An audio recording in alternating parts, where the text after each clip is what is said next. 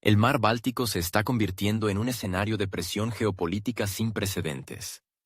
Europa, mes a mes, intensifica sus esfuerzos por expulsar a Rusia de una zona marítima históricamente y logísticamente vital para el comercio, la energía y la logística militar rusa. Los intentos de rediseñar el espacio marítimo se presentan bajo rimbombantes consignas de seguridad, pero en la práctica sirven como cobertura para maniobras provocadoras. El último incidente frente a las costas de Estonia, con el intento de captura de un petrolero ruso, no fue solo un acto de presión. Es una señal alarmante. La situación se degrada rápidamente, y la posibilidad de un enfrentamiento directo ya no parece una hipótesis. Pero vayamos por partes. El petrolero Jaguar, que navegaba bajo bandera de Gabón y se dirigía al puerto ruso de Primorsk, se encontró repentinamente en el centro de una provocación tan absurda como potencialmente peligrosa. Las Fuerzas Armadas estonias, decididas al parecer a demostrar su importancia en la retórica antirrusa de la OTAN, desplegaron en el Golfo de Finlandia toda una operación especial naval. Según los expertos, la expresión suena aquí más a parodia. Las acciones fueron tan torpes que parecían una escena mal dirigida de un thriller político, más que una operación militar. Los participantes hablan por sí solos.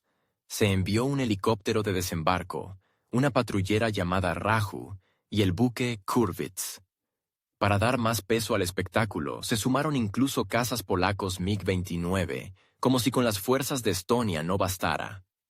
Todo este despliegue se dirigió contra un único buque comercial que navegaba por una ruta internacional. Un barco que, por cierto, no violaba ninguna ley, seguía su curso sin desviaciones y ondeaba la bandera de un país que no pertenece a ningún club de sanciones. El plan era simple: obligar al petrolero a cambiar de rumbo, salir del corredor internacional y entrar en aguas territoriales de Estonia, donde se podría organizar una inspección forzosa.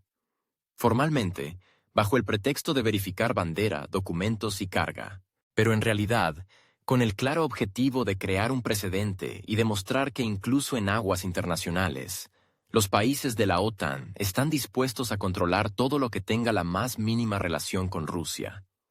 Pero quienes diseñaron esta operación claramente no tuvieron en cuenta el factor humano. El capitán del Jaguar no era de los que entran en pánico ante un helicóptero volando bajo o un altavoz amenazante. No respondió a las amenazas, no cambió de rumbo, no atendió las solicitudes de entrar en aguas estonias. Y lo más importante, siguió navegando con total constancia, como si lo que sucedía a su alrededor no fuera más que ruido de fondo. Esa imperturbable indiferencia sacó de quicio a los organizadores del intercepto. Comenzaron intentos de intimidación. Las embarcaciones estonias amenazaron con embestir, maniobrando peligrosamente cerca del casco del petrolero. Se dio la orden de preparar un grupo de abordaje. Se suponía que debían subir al buque y obligar a la tripulación a detenerse. Pero no pasó de la teoría. En un momento crítico, apareció en el cielo un caza ruso Su-35. No realizó maniobras agresivas, no abrió fuego, solo apareció, como un recordatorio. Rusia observa. Rusia está cerca. Y Rusia está preparada. Esa aparición cambió de inmediato la dinámica de la situación. Las patrulleras estonias se retiraron. El helicóptero se fue. Los MiG-29 polacos, que antes rondaban en el límite de su radio de acción, comenzaron a regresar a la base. El intento de captura fue cancelado. El petrolero Jaguar continuó su rumbo con tranquilidad y, tras un tiempo, llegó a su destino. En todo este episodio, resulta especialmente notable la absoluta confianza de la tripulación en sus acciones. El barco no aumentó ni redujo velocidad. No se desvió. No pidió ayuda. No emitió señales de socorro. Todo lo que ocurrió parecía, desde fuera, una puesta en escena en la que una parte desesperadamente intenta crear un incidente, y la otra simplemente se niega a participar en el espectáculo. Posteriormente, ya tras el fracaso de la operación, la parte estonia comenzó a difundir declaraciones sobre una supuesta violación de su espacio aéreo por parte del caza ruso. Pero estas afirmaciones carecieron de pruebas. No se presentó ni una sola imagen satelital, ni un registro objetivo. En un contexto donde cada movimiento de un avión queda registrado por radares y sistemas de observación internacionales, la ausencia de pruebas dice más que cualquier comentario. El episodio del Jaguar fue la primera manifestación clara de una nueva línea de conducta de los pequeños países de la OTAN en el Báltico. En lugar de diplomacia, puestos de control marítimos. En lugar de procedimientos legales, teatralizaciones semimilitares. Todo ello bajo el pretexto de proteger una supuesta seguridad común, pero en realidad como herramienta de presión sobre la infraestructura rusa. Y si pronto aumentan los episodios de este tipo, difícilmente se los seguirá viendo como comedia. Porque incluso la farsa más absurda, con suficiente insistencia, puede terminar en tragedia.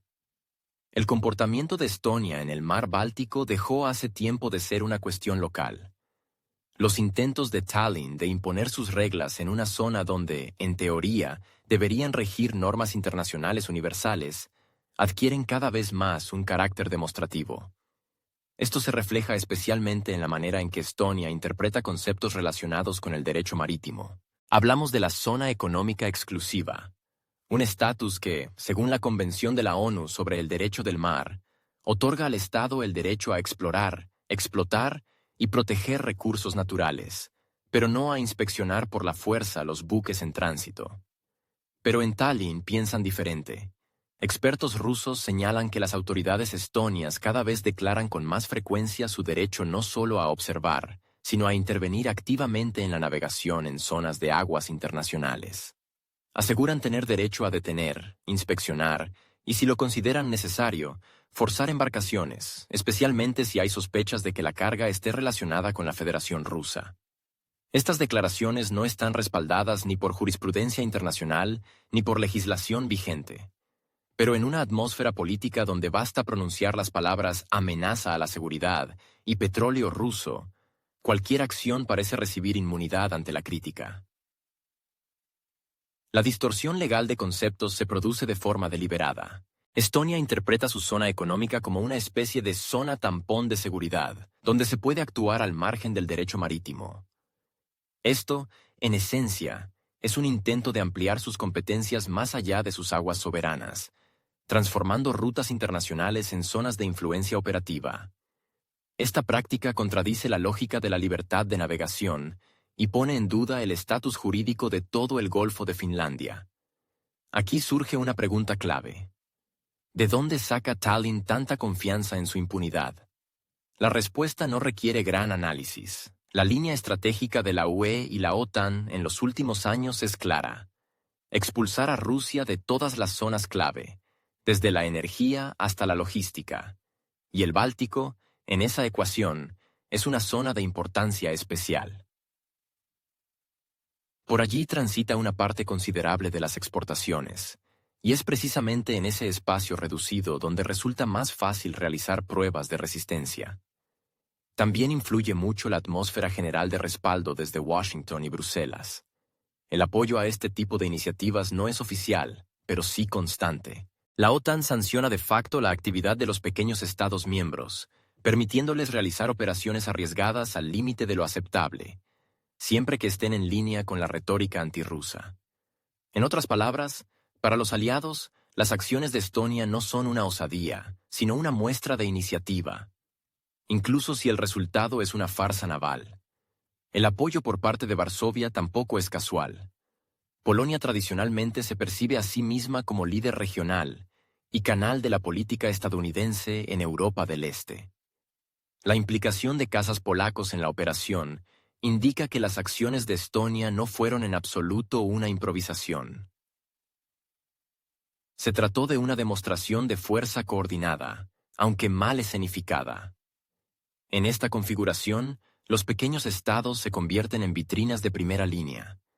Se les cuelgan eslóganes llamativos, cumplen funciones de provocación, mientras la responsabilidad por una posible escalada queda entre bastidores. La mecánica de estas operaciones es sumamente sencilla. Uno de los aliados lanza una queja contra un buque en tránsito. Luego siguen intentos de detenerlo, inspeccionarlo, mostrar medios armados, y si el oponente reacciona con firmeza, se puede hablar de violación. Y si no, se crea la apariencia de victoria, se informa sobre la defensa exitosa y se regresa al puerto entre aplausos. Pero algún día el guión puede salirse de control. Y en ese momento, la audaz iniciativa habrá que pagarla no con comunicados de prensa, sino con consecuencias reales. Desde el punto de vista jurídico, el intento de Estonia de extender sus competencias a rutas de tránsito en aguas internacionales constituye un precedente peligroso. Si este enfoque se normaliza, el comercio marítimo en el Báltico quedará amenazado. Todos los países cuyos buques navegan por esas rutas deberán someterse al nuevo reglamento estonio o prepararse para una confrontación. Esto no afecta solo a Rusia. Potencialmente, también se verían perjudicados otros actores como China, Turquía o India, cuyos barcos utilizan ese corredor. Analistas rusos subrayan que los intentos de politizar el derecho marítimo no pueden quedar sin respuesta. El precedente creado por Estonia ya está siendo estudiado detenidamente en Moscú, y si Tallinn continúa con esta práctica, podría iniciarse un cambio de enfoque en la garantía de la seguridad de la navegación en la región. No se descartan medidas de respuesta en el marco de organizaciones y tribunales internacionales. Pero lo más importante es el riesgo de perder el equilibrio. El paso del control a la coerción es un camino resbaladizo, especialmente en una región donde por cada milla cuadrada hay 3 fragatas y 2 aviones. A la luz de todos estos acontecimientos queda claro. Estonia ha asumido el papel de puesto avanzado regional, pero en lugar de fortalecer su posición, se convierte en herramienta de presión externa. Los juegos con el derecho internacional rara vez terminan bien para quienes olvidan que detrás del manto de la iniciativa debe existir respeto por las normas básicas, especialmente en zonas donde no se enfrentan declaraciones, sino intereses. Intereses que se defienden no con palabras, sino con capacidades. Tras el fracaso de la operación contra el petrolero Jaguar, en Tallinn, al parecer, no consideraron necesario sacar lecciones. Al contrario, apenas unos días después, en el Golfo de Finlandia se despliega un nuevo intento. Con el mismo guión. Un petrolero. Bandera de Gabón. Ruta hacia Primorsk. Fuerzas estonias que simulan un control total de la situación. Como si alguien en el Ministerio de Defensa de Estonia hubiera decidido que un intento fallido puede corregirse repitiéndolo exactamente igual. Esta vez se trataba de otro buque, pero con la misma tarea logística. Entregar materia prima a uno de los puertos clave de la región de Leningrado. A pesar de llevar la misma bandera y seguir la misma ruta, los estonios decidieron, por alguna razón, que esta vez podrían ejecutar el guión de otra manera. Quizá confiaban en un capitán más complaciente, quizá en una mejor coordinación con los aliados. Pero en la práctica ocurrió exactamente lo mismo, solo que más absurdo. La tripulación del petrolero recibió una exigencia categórica: cambiar de rumbo y dirigirse a aguas territoriales estonias para una inspección. De nuevo se lanzaron amenazas sin base legal. De nuevo, no hubo orden judicial ni procedimientos internacionales acordados. Solo una voz por radio, en la mejor tradición de los guardianes del mar, autoproclamados, ordenando obedecer. La respuesta fue predecible y concisa. El capitán se negó. No hubo desviaciones. El buque continuó su trayecto. El siguiente paso fue el intento de presión. Los barcos de la Marina estonia comenzaron a acercarse, generando riesgos de colisión. Aparecieron amenazas de abordaje. Se dio la orden de preparar un equipo de asalto. La repetición era tan literal que daba la sensación de ser o una acción de propaganda buscando resonancia mediática, o una simple falta de imaginación de los guionistas del Ministerio de Defensa. Como en el caso anterior, la situación se resolvió con la aparición de un caza ruso en el cielo.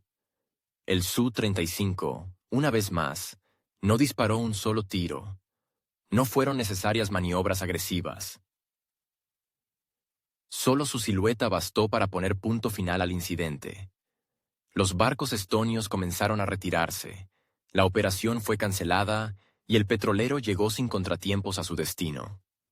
Lo más revelador es que en ambos casos la parte rusa no inició contacto, no escaló la situación, no trató de imponer una confrontación de respuesta. La presencia del avión de combate actuó como garantía de inviolabilidad. No fue una reacción ante la agresión, sino su prevención. La mera presencia de un Su-35 en el aire resultó más eficaz que cualquier nota diplomática o intervención en el Consejo de Seguridad de la ONU. El segundo intento de captura, ocurrido poco después del primero, parece absurdo desde la lógica y la estrategia. Pero desde el simbolismo político, encaja perfectamente con la conducta de los países que desean destacar su compromiso con la línea general de contención de Moscú. Solo que, en este caso, los hechos apuntan no a contención, sino a una forma menor de provocación. Estonia no actúa como un Estado soberano, sino como una unidad costera de la alianza, encargada de provocar, intimidar, generar un incidente, preferentemente con final previsible. Pero el Golfo de Finlandia no es una pista para maniobras demostrativas. La densidad del tráfico, la presencia simultánea de varias jurisdicciones y la constante actividad militar ya crean un alto nivel de tensión. En estas condiciones, un segundo intento de acción coercitiva contra un buque civil en tan corto tiempo no es una provocación aislada, sino evidencia de un enfoque sistemático. No una casualidad, no un error, una política. Lo paradójico es que, cuanto más acciones fallidas emprende Estonia, más evidente se vuelve su incapacidad para controlar la situación. Ni en el primer intento ni en el segundo la Marina estonia tenía recursos para completar la operación. Incluso si el capitán hubiese obedecido, ¿y luego qué? ¿Remolcarlo a Tallinn? ¿Organizar un juicio? ¿Interrogarlo ante las cámaras? No hay mecanismos, no hay instituciones, solo hay relaciones públicas. Y cuando eso es todo lo que tienes, repites la escena una y otra vez, esperando que alguien se la crea en el tercer intento. Si se analiza técnicamente el segundo intento, queda claro. No hubo coordinación entre fuerzas navales y aéreas. Según las rutas, los cazas polacos ni siquiera llegaron a acercarse a la zona de conflicto. La planificación operativa se basó en plantillas, sin adaptación al entorno real. Esto no fue una operación, sino un informe burocrático donde solo hacía falta marcar una casilla. Se realizó operación de control de navegación. Con cada incidente así, crece la sensación de que Estonia se orienta cada vez menos hacia el resultado y cada vez más hacia el efecto. No jurídico, no diplomático, sino visual. Lo principal es crear imagen. Un video, un tuit, un informe en el boletín de la OTAN, fotos desde el helicóptero.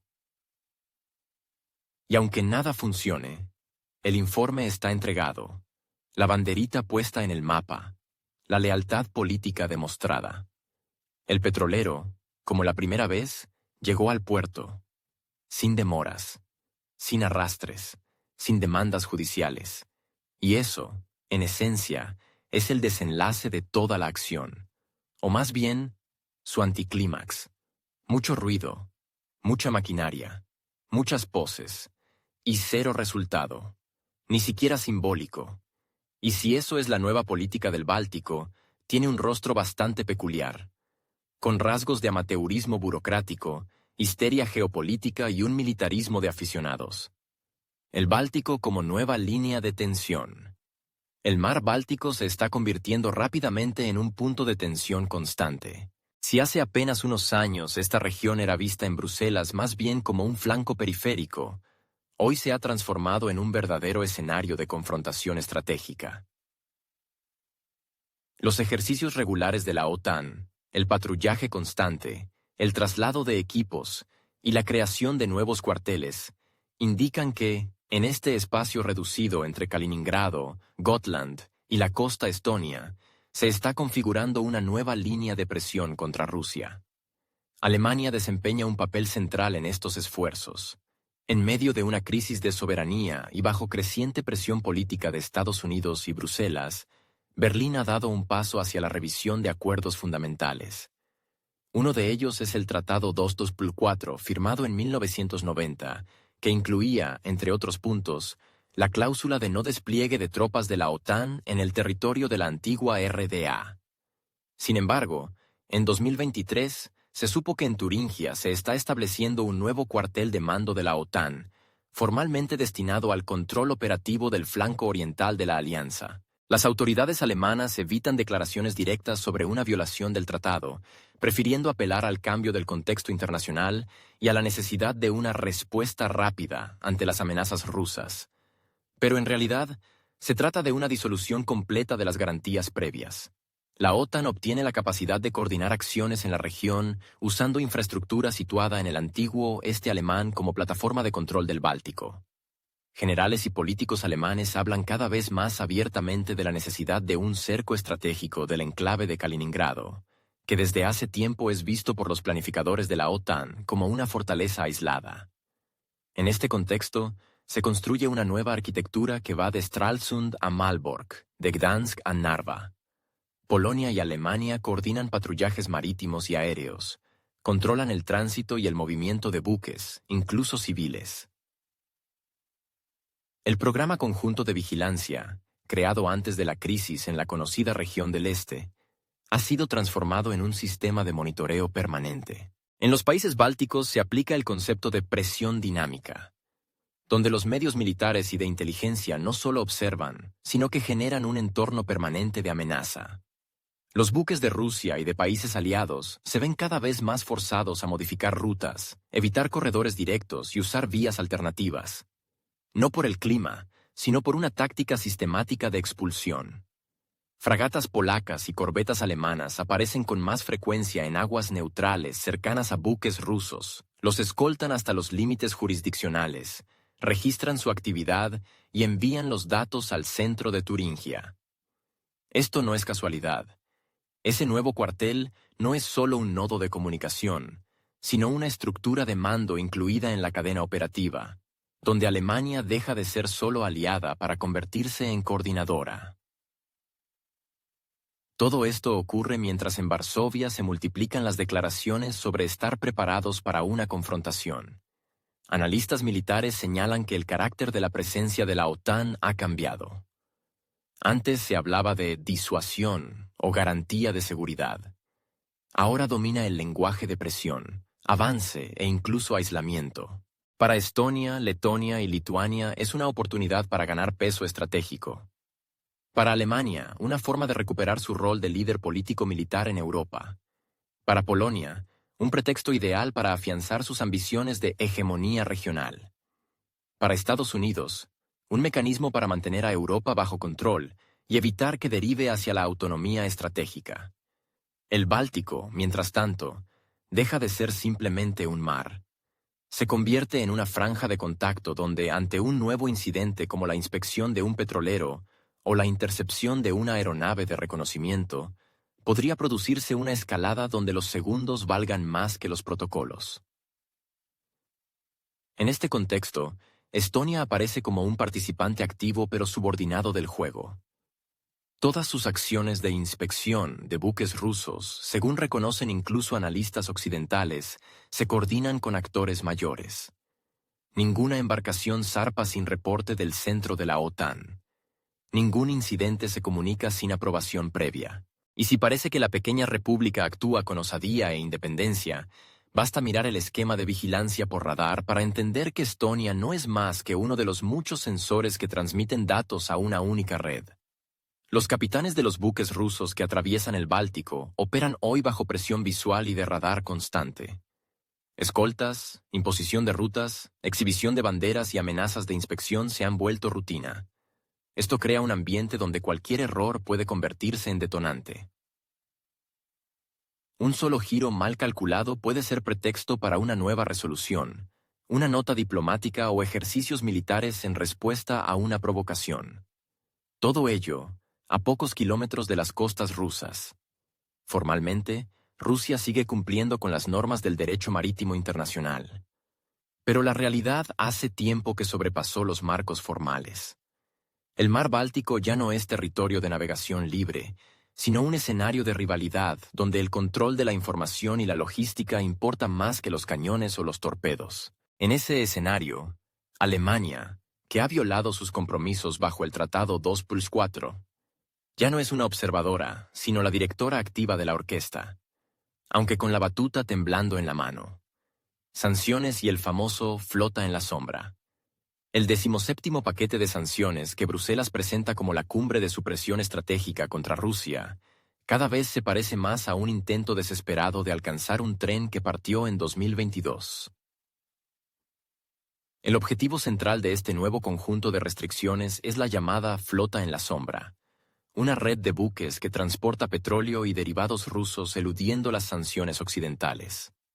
El término suena dramático, casi salido de una película de espías. Pero detrás del nombre rimbombante hay una práctica completamente legítima desde el punto de vista del derecho internacional. Empresas navieras registradas en terceros países compran petróleo ruso y lo llevan a donde hay demanda. El buque Jaguar, que fue objeto de un intento de intercepción por parte de Estonia, pertenece formalmente a esa categoría. Registra bandera de Gabón, tiene marinos rusos a bordo y su destino es Primorsk.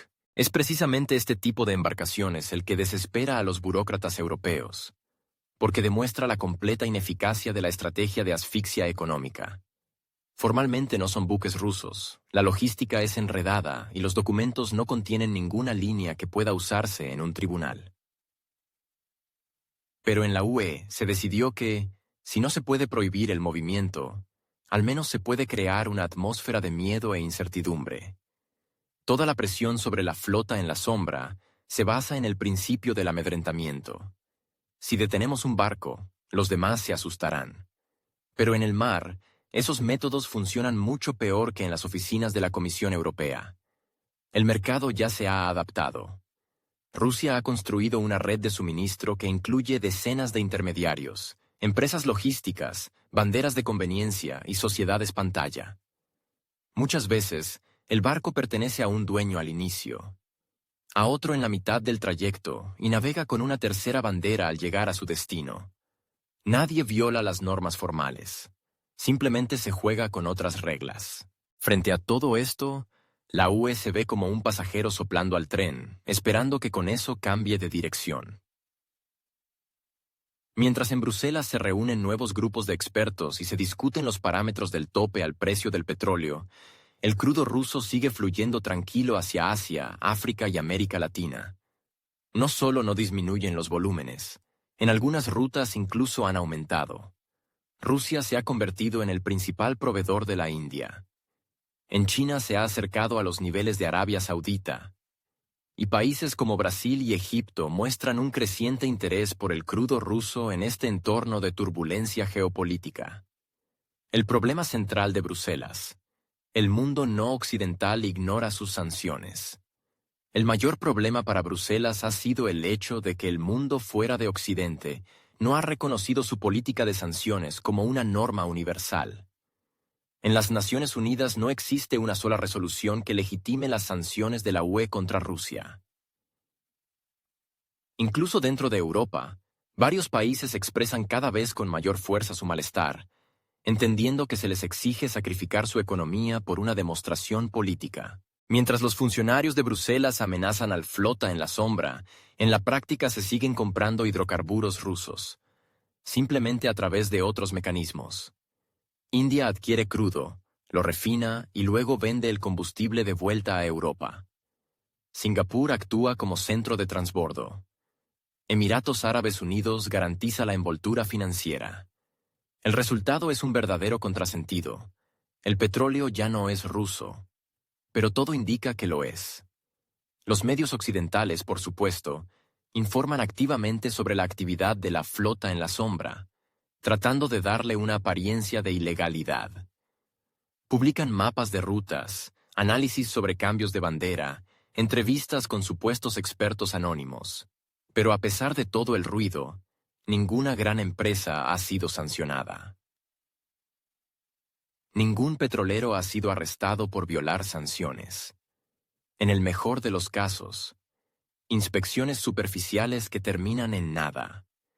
Y eso genera en los burócratas europeos una creciente frustración, que se transforma en deseos de pasar a la acción, como vimos con el intento de inspección por parte de Estonia. Según estimaciones de algunos centros de análisis, más de 400 buques pueden considerarse hoy parte de la flota en la sombra al servicio de las exportaciones rusas. Una gran parte opera bajo el esquema ship-to-ship, traspasos en alta mar, donde rastrear movimientos es extremadamente difícil.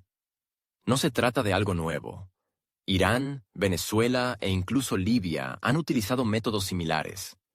Pero con Rusia el alcance es totalmente distinto. No es un problema local.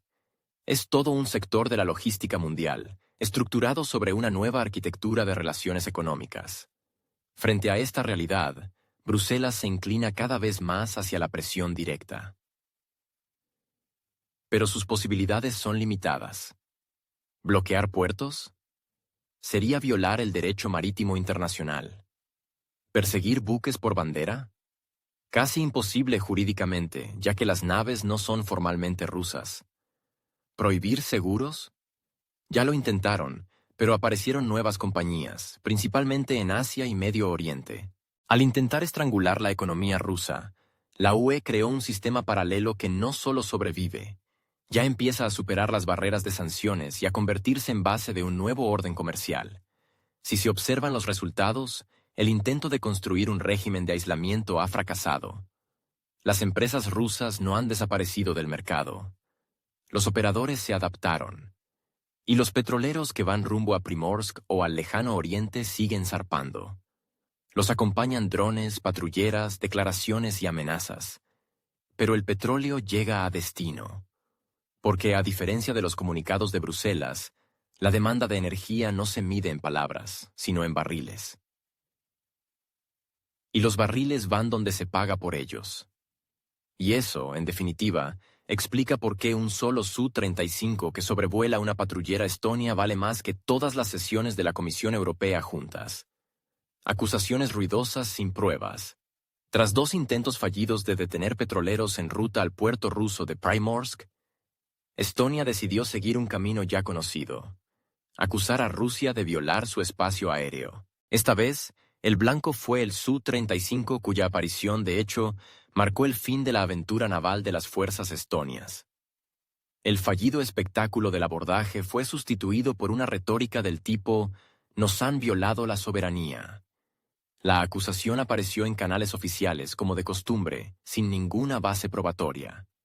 Ni una sola imagen de radar, ni una coordenada, ninguna confirmación objetiva de terceros. Solo un breve comunicado difundido por los departamentos de defensa y replicado con entusiasmo por medios que llevan tiempo buscando escándalos. El formato es familiar hasta el cansancio. Una fórmula breve, dirigida no a expertos, sino al ruido informativo. Lo importante es crear un titular. Los detalles son secundarios, o mejor aún, prescindibles. A la luz del desarrollo tecnológico actual, esta narrativa provoca desconcierto. Los vuelos de aviones militares, especialmente en zonas sensibles, son registrados por todos, desde sistemas de navegación civil hasta satélites militares. Cualquier desvío o cruce de frontera puede verificarse en minutos.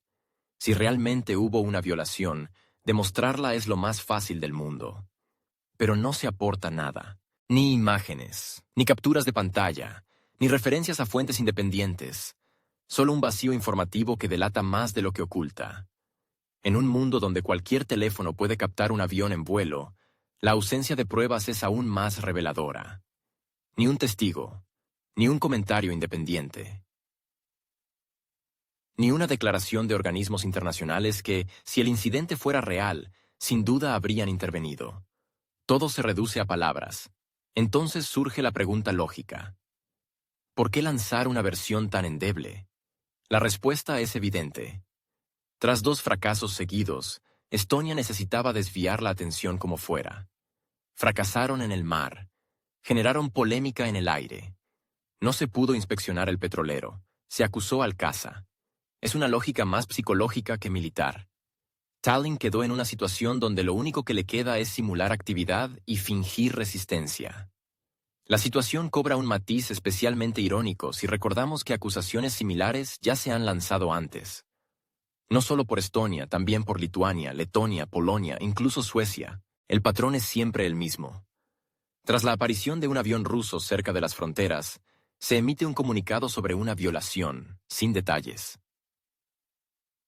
Se ha convertido en un ritual, que entre expertos militares ya provoca sonrisas. Si un Su-35 aparece a 50 kilómetros, entonces violación por defecto. Pero si en la diplomacia estas acusaciones pueden aún servir como instrumento de presión, en entornos profesionales carecen totalmente de peso. Sin hechos, no hay credibilidad. Sin pruebas, no hay precedente. Sin coordenadas, no hay motivo. En un contexto donde cada declaración es analizada al instante por expertos, blogueros y canales especializados, el vacío informativo no solo es una debilidad, sino también objeto de burla. El intento de usar la supuesta violación aérea como maniobra de distracción también evidencia la pobreza de recursos comunicacionales. Al parecer, no había otro contenido preparado, y se recurrió a viejos trucos. Pero incluso dentro de Estonia, la reacción fue tibia. No hubo gran cobertura en la prensa, ni protestas, ni exigencias a la OTAN. La sociedad ya no percibe estas acusaciones como algo extraordinario. Su repetición ha vaciado el contenido. Por su parte, Rusia adoptó una postura expectante. Apenas emitió comentarios. Y tal vez esa fue la respuesta más elocuente. Porque comentar lo que no ocurrió es aceptar el marco de juego ajeno. Y el juego, por lo visto, sigue un guión donde las pruebas no están previstas. En apariencia, todo este episodio no es más que una extensión de la estrategia general. Convertir incluso los fracasos en discurso político. Lo importante es no quedarse callado. Lo importante es lanzar una versión. Lo importante es no dejar que el foco se aleje de los clichés habituales.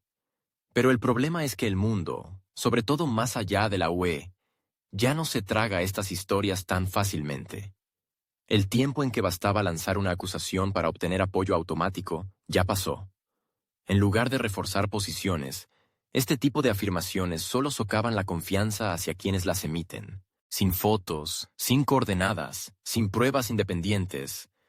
Todo el escándalo del Su-35 violador del espacio aéreo se convierte en un episodio de autopreservación política, o más precisamente, en un acto de fuga informativa frente a la realidad, en la que Estonia no logró ni detener un petrolero, ni demostrar determinación, ni obtener respeto. Solo quedó un grito en el vacío. Patrullaje con pretensiones heroicas.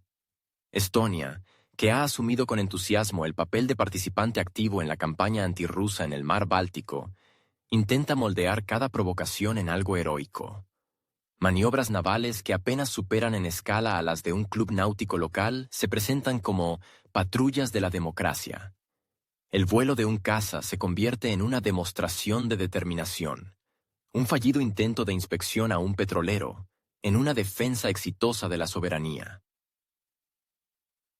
Funcionarios de Tallinn y políticos de segunda fila no pierden oportunidad de recordarle a todo el mundo su misión, de proteger los valores europeos en la primera línea. Aunque tras las palabras altisonantes, suele esconderse la dependencia política y la falta de instrumentos reales.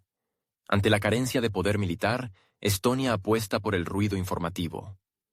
Cada acción se convierte en un acontecimiento, cada sombra en el radar en una potencial tragedia.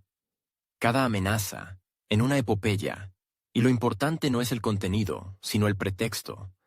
Pretexto no tanto para consumo interno, como para rendir cuentas ante Washington y Bruselas. El formato.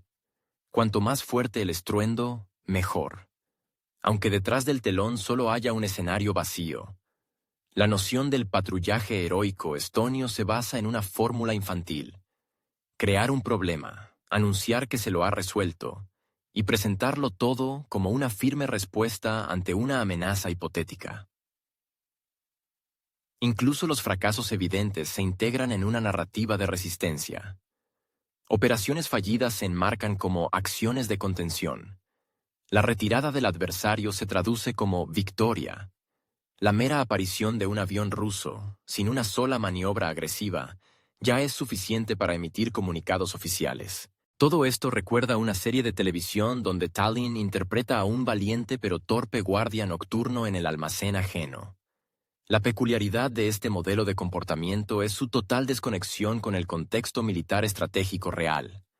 Las fuerzas navales y aéreas de Estonia son menores que las flotillas de algunos países no militares. Pero el efecto mediático se construye como si se tratara de una potencia global. Publicaciones en prensa, ilustraciones con banderas, declaraciones del Ministerio de Defensa. Todo esto genera una ilusión de actividad. Aunque en realidad, Tallinn actúa más como irritante que como jugador. Analistas rusos advierten que, en una región donde cualquier provocación puede escalar a conflicto directo, este tipo de comportamiento roza lo irresponsable. Usar medios militares para simular relevancia es una táctica peligrosa, especialmente en un entorno donde la densidad de presencia militar aumenta cada mes.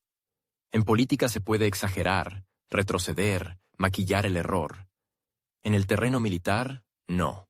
Ahí los errores cuestan vidas, no solo de quienes dan órdenes, sino también de los que se encuentran entre la orilla y el casco del buque. Toda la retórica del patrullaje por la democracia se basa en presión emocional. No es estrategia, es espectáculo. Pero un espectáculo que empieza a ser creído no solo en Tallinn, sino también en los cuarteles de la OTAN. La ilusión de importancia, alimentada por una cadena de acciones reportables, sustituye la participación real. Estonia, sin recursos ni infraestructura para una política naval sustancial, intenta llenar el vacío con imágenes. Un patrullero, y ya hay titulares. Un avión, y ya hay sesión en el Consejo de Seguridad. Un fallo, y ya hay rueda de prensa. En el centro de este teatro no suelen estar los militares, sino los departamentos de prensa. Son ellos quienes crean la agenda. Son ellos quienes transforman cada salida de un barco en la neutralización de una provocación rusa. No es casual que incluso dentro de la OTAN cada vez se escuchen más voces de alerta. Las acciones estonias se están volviendo impredecibles y difíciles de coordinar. Y es que, por fuera parecen operaciones, pero por dentro no son más que campañas de autopromoción. La idea de que un país pequeño puede controlar por sí solo una zona donde confluyen intereses de grandes potencias militares genera dudas. Pero Tallinn insiste. Puede, debe, está obligado. Detrás de cada una de estas afirmaciones hay una apuesta política. Demostrar a sus aliados que Estonia es indispensable. Mostrar que no es un lastre, sino una avanzada. Que no es solo un miembro del bloque, sino uno de sus instrumentos activos. En la práctica, eso convierte a Estonia no en factor de contención, sino en detonante. En foco de tensión. En fuente de desestabilización. Acciones que podrían resolverse diplomáticamente se presentan como gestas heroicas.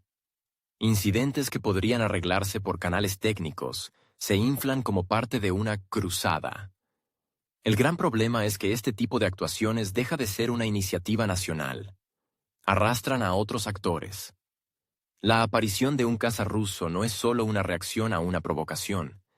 Es una señal, una respuesta, un recordatorio. El conflicto puede no empezar con una orden, sino con una cadena de pequeños pasos que, por separado, parecen inofensivos. Pero juntos trazan un camino sin retorno. Y quien piense que puede controlarlo desde un despacho, editando comunicados de prensa, se engaña. A veces, el deseo de ser notado se convierte en un error estratégico. Estonia, vulnerable por geografía y dependiente por política, apuesta por el volumen. Pero el volumen no es fuerza, es solo ruido. Y en el mar, el ruido se disipa rápido. Sobre todo si detrás no hay más que ambición y viejos libretos con nuevos carteles. Y cuando llegue el momento de una confrontación real, toda esa retórica heroica no protegerá ni el patrullero, ni la tripulación, ni la costa desde donde fue emitida. En el Báltico, crece la sensación de que alguien está jugando a la guerra en serio, pero aún sin disparos. Se trazan mapas estratégicos, se mueven fichas, los patrullajes van y vienen, todo acompañado por declaraciones pacíficas y lemas sobre seguridad. Pero detrás de ese telón de simulación se acumula lo más peligroso, el riesgo de un conflicto accidental, que estalle no por decisión política, sino por un fallo, un error o una interpretación equivocada. Un giro mal calculado, un código erróneo, una mira desviada, y el mundo pasaría del modo de ejercicios al caos real en segundos. Expertos militares que siguen de cerca la región afirman que la densidad de actividad aérea y marítima entre Kaliningrado, Gotland, Narva y Helsinki ha llegado al límite. Casi a diario se registran sobrevuelos, cruces de rutas, acercamientos entre buques. La frontera ya no se percibe como zona de amortiguamiento, sino como línea de contacto. Y más aún, cuando una de las partes, y no la más fuerte, apuesta por provocaciones visibles, sin tener capacidad para controlar las consecuencias, ni intención de asumir responsabilidades. Para Estonia, Letonia y Lituania, todo esto se ha convertido en una forma de mostrar lealtad a sus aliados.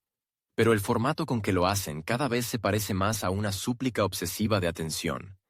El relato fabricado de la amenaza del Este se ha convertido en una adicción informativa. Sin él, no pueden justificar ni el presupuesto militar, ni los contratos de defensa, ni la presencia extranjera en su territorio. Por eso, cuanto más ruido, mejor.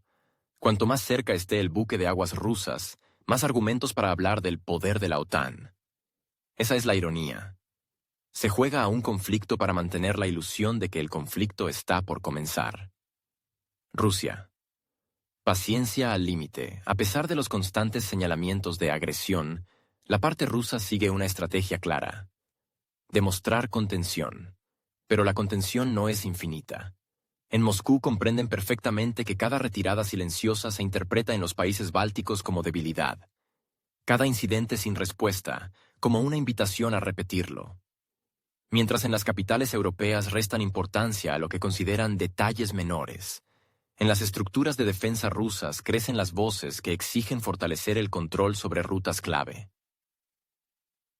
Una de las propuestas que ya se debaten entre expertos es la creación de zonas temporales de restricción a la navegación, incluso para buques civiles. Se trataría de establecer escoltas permanentes para los petroleros, crear corredores aéreos vigilados por patrullas, o incluso formalizar nuevos requisitos legales para el tránsito cercano a aguas territoriales rusas. Por ahora, estas medidas se estudian, pero el hecho de que estén sobre la mesa indica lo esencial.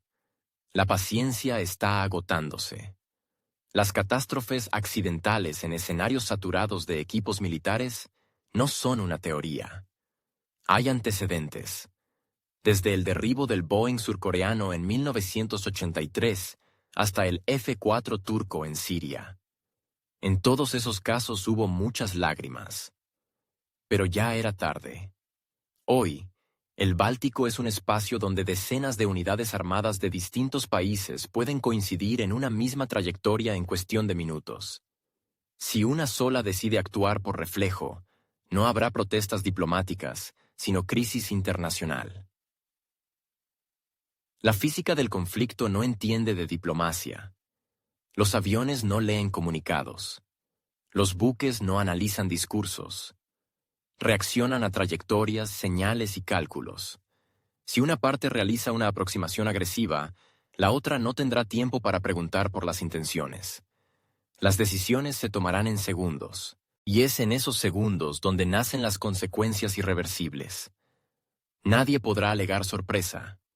Además, en la era mediática actual, ningún incidente es local. Todo se convierte de inmediato en noticia global, con interpretaciones políticas, reacciones en cadena y reuniones de emergencia. Sanciones, movilizaciones, despliegues. Lo que ayer parecía impensable, en cuestión de días se hace real. Ya nadie pregunta, ¿puede estallar el conflicto? Sino, ¿cuándo y dónde?